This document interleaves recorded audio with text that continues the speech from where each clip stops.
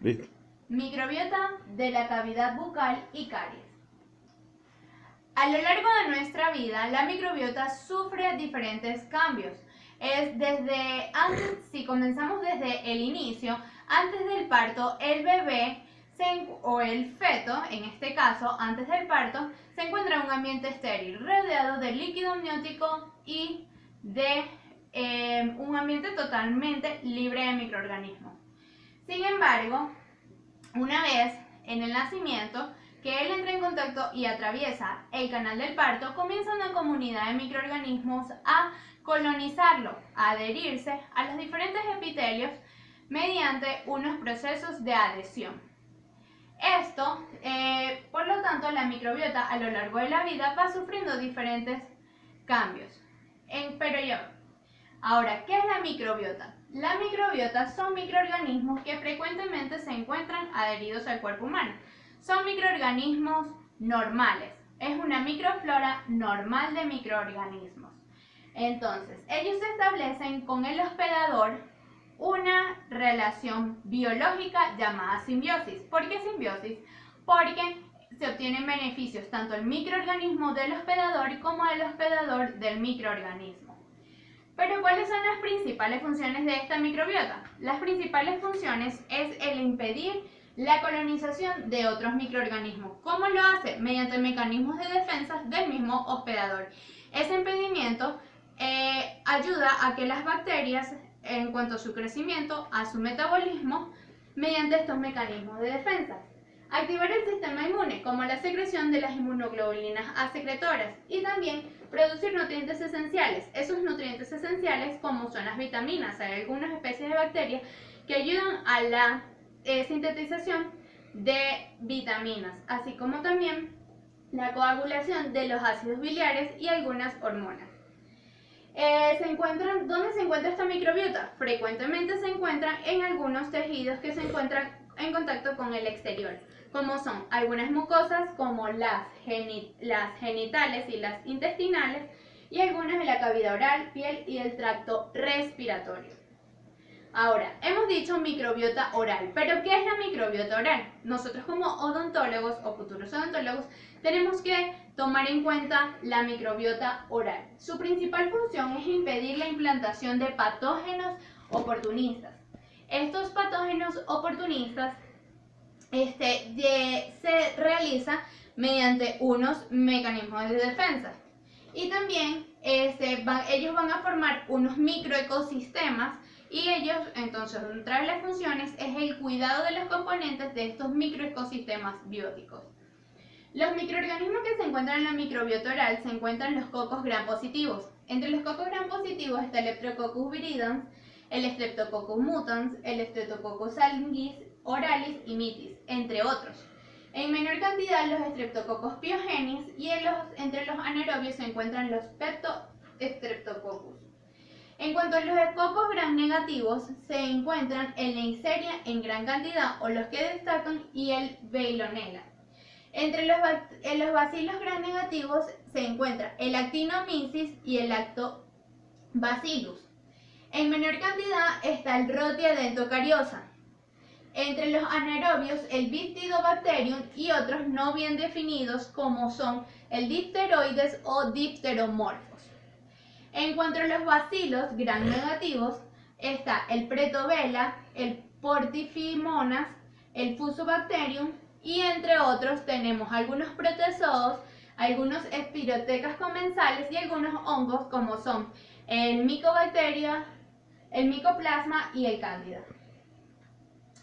Es importante que sepamos lo que es la sucesión microbiana.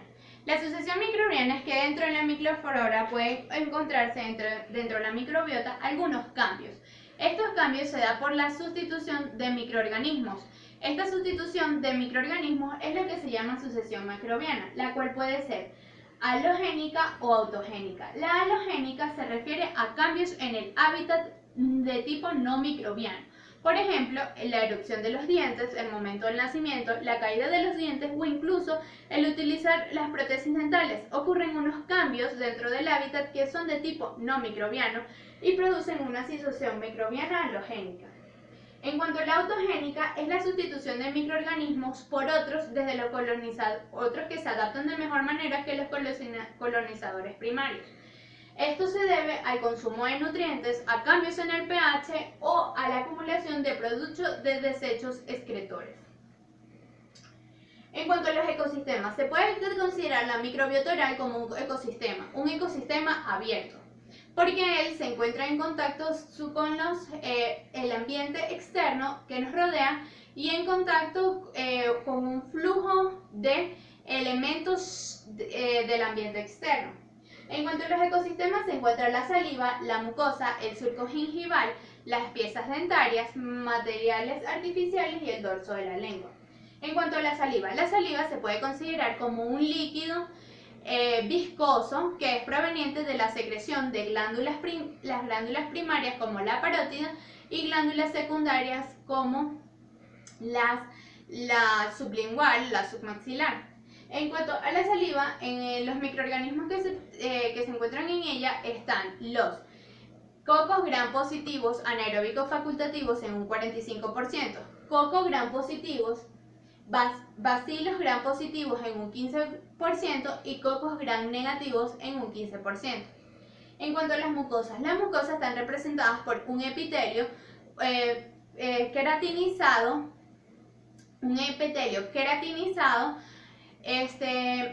y un tejido conectivo bastante laxo. En cuanto a los microorganismos que la colonizan, se encuentran los cocos gram positivos anaeróbicos facultativos en un 90%. El surco gingival tiene forma de V, en ella no se encuentra la saliva y tiene cocos gram positivos anaeróbicos facultativos en un 20%.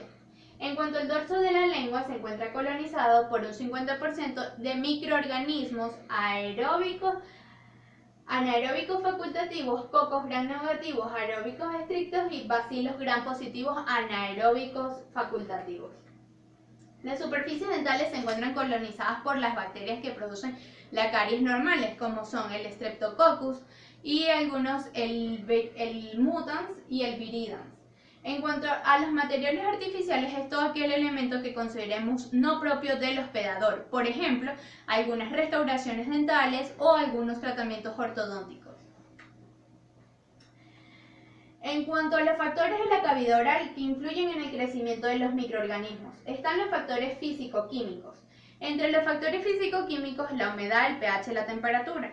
La humedad se puede considerar como un vapor de agua. El agua es sumamente importante para las bacterias, porque de ella depende el intercambio de nutrientes o las reacciones metabólicas. En cuanto al pH, el pH salival oscila entre 6,5 y 7,5, un pH óptimo para el desarrollo de los microorganismos. Y en cuanto al consumo de azúcares, es importante que un metabolismo de los azúcares va a producir ácido, es decir, un descenso del pH, lo cual va a producir unos cambios y puede producir incluso la caries y unos cambios en el esmalte. La temperatura normal de la cavidad bucal oscila entre 35 y 36 grados. Esto es una temperatura que es incluso muy importante para la acción de las enzimas. Este tiene que ver con el metabolismo microbiano y el hábitat de los microorganismos orales.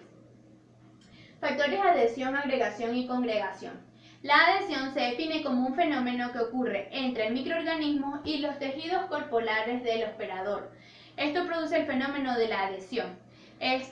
Y una vez que se encuentran adheridos los microorganismos al tejido, son los procedimientos que poseen los microbios de las mismas para adherirse entre sí y formar unas acumulaciones.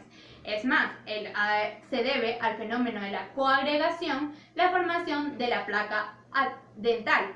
La placa dental es una comunidad de bacterias que se va adheriendo entre sí y va formando la película adquirida. Y luego el biofilm dental o película dental. En cuanto a los factores de adhesión, agregación y congregación, tienen unos modelos importantes. Entre los modelos importantes destacan los glucanos, los ácidos lipoproteicos, las uniones proteína-proteína, las uniones lectina y carbohidrato para la adhesión, para los tres tipos de procesos que estamos estudiando, adhesión, coagregación y agregación, las glucoproteínas e iones cálcicos, la saliva es rica en ellas y permite la adhesión. En cuanto por parte de las bacterias, es importante que las adhesinas, las cuales se diferencian, las fimbrias, los glucanos y ácidos lipoproteicos, y en cuanto a los receptores de la agregación y congregación, los glucanos, carbohidratos y proteínas superficiales. En cuanto a las mucinas, está la Mg1 y la Mg2. La Mg1 es una que se encarga de a la absorción a la hidroxiapatita, y una vez que se encuentra la absorción en la hidroxiapatita, esta bloquea la adhesión de las bacterias que no son muy frecuentes en la cavidad oral. Y la Mg2 posee algunos receptores de múltiples bacterias. En cuanto a otros glucoproteínas, se encuentran las histidinas, cistidinas, la alfa-amilasa. Estas también le ocurre la absorción a la hidroxiapatita, y estas luego son reconocidas por adhesinas bacterianas y que va a formar una unión de tipo proteína-proteína.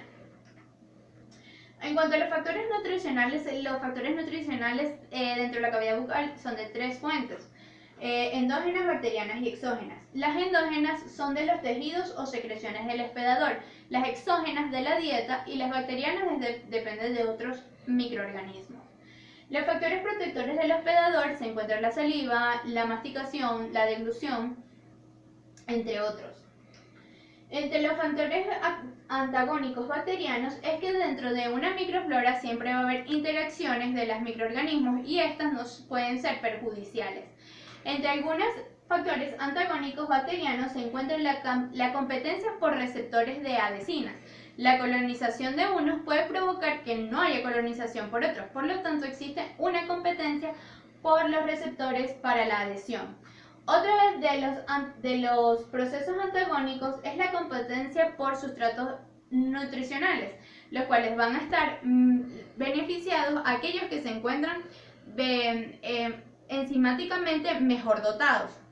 La producción de peróxido de hidrógeno y otros que son la destrucción de algunas adhesinas por las proteasas bacterianas. Esto es en cuanto a la microbiota de la cavidad bucal. Gracias.